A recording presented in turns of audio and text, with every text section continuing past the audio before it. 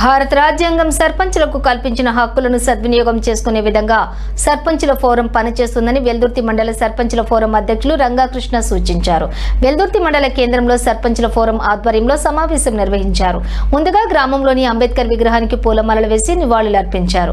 గ్రామాల అభివృద్ధి కోసం సర్పంచులు పనిచేస్తామని, ప్రభుత్వం నుంచి వచ్చే నిధులు గ్రామ అభివృద్ధికి వినియోగించుకునే విధంగా చర్యలు తీసుకుంటామని తెలిపారు.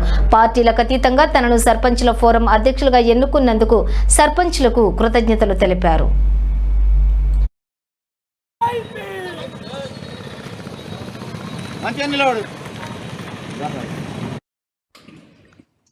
ముందుగా ప్రెస్ మిత్రులందరికీ శుభాకాంక్షలు. నాపై నమ్మకంతో సర్పంచ్ల ఫోరం అధ్యక్షునిగా అన్ని పార్టీలు కలిసికట్టుగా సపోర్ట్ చేసిన వాళ్ళందరికీ పేరు పేరున ధన్యవాదాలు. సర్పంచ్ల ఫోరం 73వ రాజ్యాంగం ప్రకారం మన హక్కులను నిస్వార్థంగా గ్రామ పంచాయతీలకు పనిచేసుకోవడానికి ఫోరాన్ని ఏర్పాటు చేసుకుంటాం.